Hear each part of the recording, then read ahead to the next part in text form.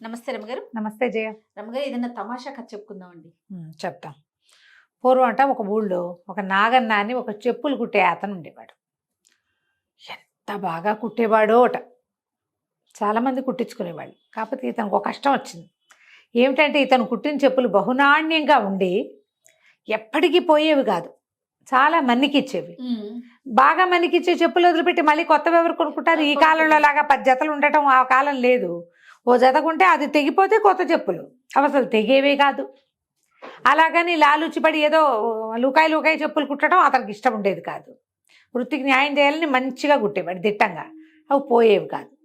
చెప్పుల వ్యాపారం నడిచేది కాదు బాగా. ఏదో ఒక జత పోయేది, ఎవరైనా బాగు చేసుకోవడానికి వచ్చేవాళ్ళు. కొట్లో చెప్పులు పేర్చుకుని అదిగాలుగా కూర్చుని ఉండేవాడు. అయితే ఏమైందట, ఒకసారి ఒక పొట్టి మరుగుజ్జు ఒక అతను వచ్చాడట. వచ్చి చెప్పులు తెగిపోయినాయి, బాగు చేయమన్నాడు.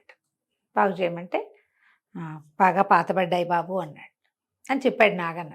అవును, వాళ్ళందరూ కాదన్నారు, నువ్వేమైనా చేస్తావేమోనని నీ దగ్గరకు వచ్చాను అన్నాడు. అయితే అయిందిలేండి బాబు, కొత్తవి కొనుక్కోవచ్చు, కానీ ఇంకా మన్నే అవకాశం ఉంది.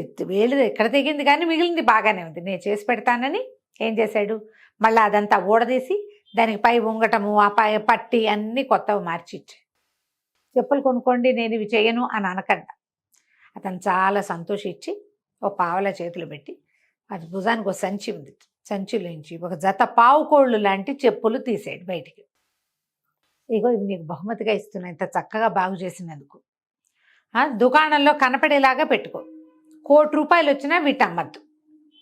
ఇవి నీ దగ్గర ఉంటే నీ వ్యాపారం బాగుంటుందని చెప్పాడు. అవి తమాషా షేపు, చుట్టూతా ఏదో నగిచి చెక్కినట్టుగా ఉండి చెక్కతో చేసిన పావుకోళ్ళు.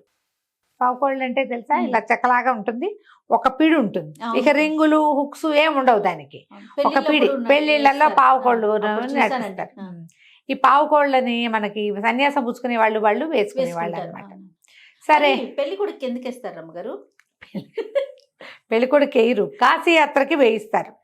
కాశీ వెళ్ళిపోయే వాళ్ళు ఏమిటి, ఇంకా బ్రహ్మచారిగా ఆ జన్మాంతం బ్రహ్మచారిగా ఉండి కాశీలో చదువుకోవడానికి వెళ్ళిపోతారని కాశీ యాత్రకు పంపిస్తారు. తాత్కాలికమే కదా. ఇప్పుడు పావుకోళ్ళు లేవని కొత్త చెప్పులు వేసేస్తున్నారు. అవును, చెప్పులు వేసేస్తారు, బాటా చెప్పులు కొనుక్కొస్తే సరిపోతుంది. చాలు. అక్కడి నుంచి ఏమైంది, ఈ పావుకోళ్ళని సరే బల్ల మీద పెట్టాడు. చక్కటివి అవి, వెరైటీగా ఉండేవి. ఎత్తి కాస్త పైకి కనపడేలాగా పెట్టాడు. వాకిట్లో నుంచి ఎవరైనా కొట్లోకి రాగానే మొదట పావుకోళ్ళు కనపడేవి. అట్ట ఈ నాగన్న వ్యాపారం పెరిగిపోయింది. ఎంత బిజినెస్ వచ్చిందో. ప్రతి వాళ్ళు కొనుక్కునేవాళ్ళు, 3-4 జతలు కూడా ఉంచుకునేవాళ్ళు. వేరే ఊళ్ళు వెళ్తూ చుట్టాలకు గిఫ్ట్ ఇవ్వడానికి కూడా తీసుకుపోయేవాళ్ళు. క్రమంగా ఇతను తన చేయి పని చాలక 3-4 పని వాళ్ళని పెట్టుకున్నాడు. అంత బిజినెస్ నడిచేది. కానీ ఎవ్వరికి ఎప్పుడూ ఆ పావుకోళ్ళ జత అతను అమ్మల. చాలా కాలం ఉండిపోయిన తర్వాత 3-4 పని వాళ్ళతోటి బాగా స్థిరపడ్డాడు నాగన్న. ఓసారి ఆ ఊరినేలే రాజుగారు కూతుర్ని వెంటేసుకుని బజార్లు తిరగబోయాడు, షికారు. బజార్ వెళ్ళారు. సరే ఏమైంది, ఈ చెప్పుల షాపులు చూసి నాన్న చెప్పులు కొనుక్కుందామని పెళ్ళి ఏం చేసింది, రాకుమార్తె వీడికి ఈయన కొట్టు మీద, ఈ నాగన్న కొట్టు మీద బండి దిగింది. రాజుగారు కూతురు ఇద్దరు దిగారు. దిగిన తర్వాత లోపలికి వచ్చి ఏమిటో మంచి జత చెప్పులు చూపించు అని ఆయన రాజుగారు నాణ్యం పరీక్షించే లోపల ఈ పిల్ల ఆ పావుకోళ్ళు చూసి నాన్న అవి కావాలి నాన్న. అయ్యో అవి అమ్మేవి కాదండి, ఊరికే షో పెట్టానంటే. షోకే కదా, ఇచ్చేసేయమంటాడు రాజుగారు. కాదంటే ఏమంటాడో తెలీదు. అమ్మేవి కాదండి, బోల్డ్ ఖరీదండి అని ఎంత చెప్పినా వాళ్ళు వినలా. ఆ పిల్ల ఏం చేసింది, ఆ చెప్పులు తీసేసుకుని కింద వేసేసింది వేసుకోవటానికి. రాజుగారు ₹1000 ఇస్తా, ఇక నువ్వు మాట్లాడడానికి వీల్లేదన్నాడు. మామూలుగా అలాంటి చెప్పులు ₹20, ₹40, ₹100 లోపే అమ్ముడుపోతాయి. 1000 అంటే చిన్నదా. ఏం చేయాలో తెలియలేదు, ఇతనికి అమ్మడం ఇష్టం లేదు, కానీ ఇంకా తప్పల, ఆప్షన్ లేదు. సరే ఒప్పుకున్నాడు. చుట్టుపక్కల వాళ్ళు పని వాళ్ళు ఊరుకో చంపేస్తాడు. రాజుగారి కోపం వచ్చిందంటే పిల్ల ముచ్చటపడిందని కావాలంటున్నాడు, లేకపోతే పావుకాళ్ళు వాళ్ళు ఏం చేసుకుంటారు ఇటా అని 2-3 ప్రొవోక్ చేశారు. ఆ వెనకాల వచ్చిన వాడు ఎవడో ఉంటాడు కదా అధికారులు, వాళ్ళు కూడా ఏమిటో రాజుగారు అడిగితే నిలుగుతున్నావు అని ఇలా కొంచెం వాళ్ళు కాస్త దౌర్జన్య కంఠాలు కూడా పెట్టారు. ఏం చేయాలో తెలియలే, ఒప్పుకున్నాడు. ఆయన సంచిలోంచి ₹1000 ఇస్తాను నీకు ఇప్పుడైనా బ్యాగులో చేయి పెట్టాడు. చేయి పెట్టేశారు కదా, ఈ పిల్ల ఏం చేసింది, కింద వేసినాయిగా పావుకోళ్ళు వేసింది కదా, టక్కిన తన చెప్పులు వదిలేసి ముఖమల చెప్పులు మెత్తటి ఉన్నాయి అమ్మాయి కాళ్ళకి. అవి వదిలిపెట్టి ఈ పావు కోళ్లలో కాళ్ళు దూర్చింది. ఈ ఎప్పుడైతే కాళ్ళు దూర్చిందో పావు కోళ్ళు రయ్యమని ఎగిరిపోయినాయి పిల్లతో సహా. అయ్యో. అన్నారు, ఆలేదు ఊలేదు వెళ్ళిపోతుంది పిల్ల. పిల్ల కేకలు పెట్టేస్తుంది. దాని చేతిలో ఒక చిన్న కుక్క పిల్లని. ఆ కుక్క కాస్త ఎగిరి ఎక్కడ పడింది. ఎగిరిపోయింది, పడిపోయింది. ఎక్కడ పడిపోయిందో తెలియదు. ఈ కుక్క పిల్ల పడిన కుక్క పిల్ల కూడా ఈ అమ్మాయి వెనకాల పరిగెత్తడం మొదలుపెట్టింది. ఈ లోపల షాపులో పనివాళ్ళు, ఈ వెనకాల వచ్చిన అధికారులు అందరూ రాకుమార్తెని వెనకాల పరిగెత్తారు. ఏం పరిగెత్తినా వీళ్ళకి అందకుండా ఆవిడ ఎక్కడికో వెళ్ళిపోయింది. ఆ పావు కోళ్ళు ఏమిటి కాళ్ళకి తగిలిస్తే ఎగిరిపోతాయి.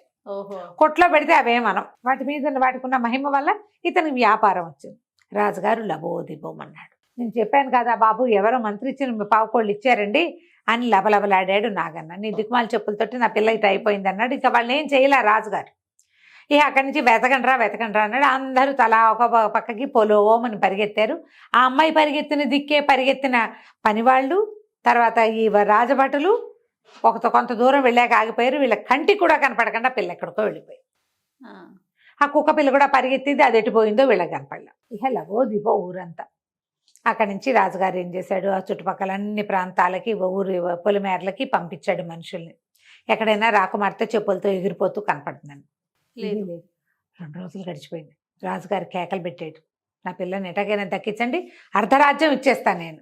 ఎవ్వరూ సాహసించలే ఆ పనికి. వెతుకుతున్నారు, వెతికితే ఏం దొరకదు. అక్కడి నుంచి వీడు ఈ నాగన్న గారి కొట్లో తిన్నడని ఒక కుర్రాడు ఉన్నాడు. ఓ 19-20 ఏళ్ళు ఉంటాయి. వాడు అన్నాడు, నేను వెళ్తానులే బాబు, వెతుకొస్తాను, చూద్దాం ఏమైనా మన అదృష్టం ఎటా ఉందోనని. వాడు అలా ఏ వైపు రాజకుమార్తె వెళ్ళిందో ఆ వైపుకి వెళ్ళగా ఏమీ కనపడలేదు. కానీ వీడికి ఒక చోట ఎట్లా చీకటి పడ్డాక ఏం కనపడింది అంటే, ఒక 3 యక్షులు నేల మీద అంటల్లా వాళ్ళ కాళ్ళు ఒక చోట నిలబడి వాళ్ళు 3 పొంగే దేనిటో చూస్తున్నారు. చూస్తుంటే వీడు దగ్గరికి వెళ్తే వాళ్ళు తప్పుకున్నారు. కింద ఒక కుక్క పిల్లపడి ఉంది. ఈ యక్షులు 3 దాన్ని తీయడానికి ట్రై చేస్తున్నారు. అది రావటల్లా భూమి మీద నుంచి లేస్తోంది, మళ్ళీ కోలబడిపోతుంది. తీయలేకపోతున్నారు. వాళ్ళు నేల మీద ఆనరు, చేత్తో పుచ్చుకొని ప్రయత్నం చేస్తున్నారు కానీ రావటం లేదు. అది ఈ తిన్నడు ఏం చేశాడు, వాళ్ళని తప్పుకోండి ఆ కుక్కను ఎత్తి ఒళ్ళో పెట్టుకున్నాడు. ఒళ్ళో పెట్టుకుంటే అదేమిటి రాజకుమార్తె చేతులోంచి పడిపోయింది. చూసేసరికి దాని కాలు ఏమిటో అడ్డదిడ్డంగా విరిగిపోయింది. గాయం, నుంచోలేకపోతుంది. అది కాలు లేదు, కొంచెం చిన్నపిల్ల అది. వీడేం చేశాడు, తను వాడికి అంగీ లాంటిది ఏదో కట్టుకున్నాడు, చిన్న అంగాస్త్రం లాంటిది, ధోవతి లాంటిది. అది చింపి ఆ కాలు కొంచెం సరిచేసి దుమ్ము అంతా దులిపేసేసి కట్టుకట్టి కొంచెం నిలబడేలాగా చేశాడు. ఆశ్చర్యపోయారు వీళ్ళు యక్షులు. ఊరిని వీడి దగ్గర ఏదో ఇది మాయమంత్రం ఉందే, భలే చేశాడు, నుంచోని కుక్క పిల్లని నుంచోబెట్టాడు. సరే పద, నువ్వు కూడా మాతో పాటు మా రాజుగారి దగ్గరికి వెళ్దామని చెప్పేసి వెంబడి పెట్టుకు తీసుకెళ్ళేసరికి ఆ మంత్రాల రాజు దగ్గరికి వీళ్ళ యక్షుల రాజు దగ్గరికి తీసుకుపోయారు కుర్రాడిని, కుక్కపిల్లని. వాళ్ళు చాలా సంతోషించారు, బోళ్ళు బహుమతులు ఇచ్చారు, భలే బాగా చేసేవన్నారు. అక్కడి నుంచి కుర్రాడు అడిగాడు, మరి రాజకుమార్తె చెప్పులతో సహా మాయమైపోయింది, ఏమైందంటే అది మా పరిధిలోకి రాదు, అది మంత్రాలది, మంత్రాల మరిడమ్మ ఒకటి ఉంది, మరిడమ్మ దగ్గరికి వెళ్ళు అని చెప్పారు. దీన్ని వెతకడం కోసం నీకు ఒక మనిషిని తోడిస్తాం, రాకుమార్తెని వెతకడం కోసం. మరిడమ్మని వెతుక్కో, రాజకుమార్తెని వెతుక్కో. ఈ రాత్రికి ఇక్కడే పడుకొని రాత్రి కుర్రాన్ని చక్కగా భోజనం పెట్టి పడుకోబెట్టుకున్నారు. ఆ కుక్కను కూడా దగ్గరట్టు పెట్టుకున్నారు. మర్నాడు పొద్దునే వీడు కుక్క, తిన్నడు, ఒక యక్షకుర్రాడు బయలుదేరారు. ముందు రాకుమార్తె వెళ్ళిన దారి వైపు అంతా నడవగా ఈ మంత్రాల మరిడమ్మ ఉన్న ప్రదేశానికి వెళ్ళారు. వెళ్ళేసరికి ఆ మరిడమ్మ ఏం చెప్పిందంటే, ఒరే నాయన, అవి మా చెప్పులే, మంత్రాలవి, అవి కాళ్ళకి వేసుకునేవి కాదు. ఆ మరుగుజ్జువాడు తన చెప్పులు బాగు చేశాడన్న ప్రీతితోటి నాగన్నకి ఇచ్చాడు. ఈ పిల్ల పొగరవతి పిల్లేమో అవి వేసేసుకుంది. ఇప్పుడు ఎక్కడుందంటే ఇక్కడికి దూరంగా ఒక అడవిలో చిక్కుబడిపోయింది, ఏవో పట్టేసుకున్నాయి కాళ్ళకి. ఆ చిక్కు విడదీస్తే పారిపోతుంది, మళ్ళీ వెళ్ళిపోతుంది. ముందు అమ్మాయి నుంచి చెప్పులు విడదీశాక చిక్కు విడదీయాలి. ఒక చోట ఆగి ఉంది, లేకపోతే ఆ మంత్రాలలో ఏదో ఉంది, అక్కడికి వెళ్ళిపోతుంది అని చెప్పింది. ఇప్పుడు మరి ఎటా చేయాలంటే ఈ ముసలం ఏం చేసింది, సరే లోపలికి వెళ్ళి ఏవో బోళ్ళని మంత్రాలు చదివి ఒక దారపోగు నేసి వీడి చేతిలో పెట్టింది. ఈ దారపోగుని ఆ అమ్మాయి కాళ్ళకి అడ్డం పడి వాటికి అప్పుడు ఆ మంత్ర కట్టు విడిపోతుంది, చెప్పులు ఊడొస్తాయి. లేదా చెప్పులు కూడా ఊడరావు ఆ అమ్మాయి కాళ్ళ నుంచి. ఇది అడ్డం, ఈ మంత్రం దాటితే చెప్పులు ఊడతాయి. అప్పుడు చెప్పులు తీసేసి రాజకుమార్తెని సెపరేట్ చేసేసి సరిపోతుంది అనేసరికి సరేనన్నాడు. అక్కడి నుంచి అమ్మాయి ఎక్కడుందో ఈ మంత్రాల మరిడమ్మ చెప్పింది. అది చెప్పిన దాని ప్రకారం యక్ష కుర్రాడు, మన తిన్నడు, కుక్కపిల్ల ముగ్గురు బయలుదేరి వెతుక్కుంటూ వెళ్తే ఒక పెద్ద చీమల దూరని చిట్టడివి, కాకుల దూరని కారడివి ఉంది అక్కడ. అవి మర్రి చెట్టు, తర్వాత ఇంకేవో 5-6 చెట్లు పెనవేసుకుపోయి ఒక చోట అంతా చిక్కు చిక్కుగా ఉంది. ఆ చిక్కులో చిక్కుకుపోయింది అమ్మడు. ఓకే. చెప్పులు ఇరుక్కుపోయినాయి అందులో. అది దాటలేక నుంచుందనమాట అక్కడ. అక్కడి నుంచి వీడేం చేశాడు, అది పైగా అంత ఎత్తుగా ఏం లేదు, కిందే ఉంది. ఈ దారపోగిచ్చింది కదా మా అమ్మ, ఆ దారపోగిని ఆ రాజకుమార్తె ముందు పడేసి కుక్క పిల్లని చూపించాడు. ఆ కుక్క ఒక్క ఉత్సాహంగా లేచి పరిగెత్తుకుంటూ వెళ్ళి చూపించేశారు. కల రాజకుమార్తెదే కదా, అది వెళ్ళి కాళ్ళు చేతులు నాకేసి, కుక్కలు అలాగే కదా చేస్తాయి, తోకాడిచ్చి గందరగోళంగా గోల పెట్టేసి. ఈ రాజకుమార్తె వెంటనే ఏమైంది, కుక్క మీదకి వెళ్ళింది ధ్యాస, చెప్పుల మీద నుంచి. ఓకే. ఈ దారపోగు దాటింది ఒక అడుగు. మామూలుగా అయితే అవి అట్లా దాటవు ఆ చెప్పులు. దాటేసరికి ఆ మంత్రకట్టు విడిపోయింది. విడిపోగానే అబ్బాయి పట్టేసుకుని చెప్పుల నుంచి ఆ అమ్మాయిని విడదీసేసాడు. అక్కడి నుంచి చెప్పులు చేత్తో పుచ్చుకున్నాడు, కింద పడిపోయింది. చెప్పులు చేత్తో పుచ్చుకుని అప్పుడు అమ్మాయికి తెలిసింది, తన ఇంటి నుంచి 5-6 రోజులు ప్రయాణం చేసి ఇక్కడ ఎక్కడికో వచ్చేసానండి. ఆకలేసి చచ్చిపోతుంది, పై ప్రాణాలు పైన పోయేలాగున్నాయి, కానీ అందులోంచి బయటపట్టాల. సరే ఏం చేశాడు, ఆ అమ్మాయిని కిందకి దించి అక్కడెక్కడో మంచినీళ్ళు ఉంటే అవి కాసిన తాగిచ్చి చెరువులోంచి 2 జామకాయలు కోసిపెట్టి ఆ యక్ష కుర్రాడికి బాయ్ చెప్పి ఆ అమ్మాయిని వెంట పెట్టుకుని మళ్ళీ వచ్చాడు ఇక్కడికి.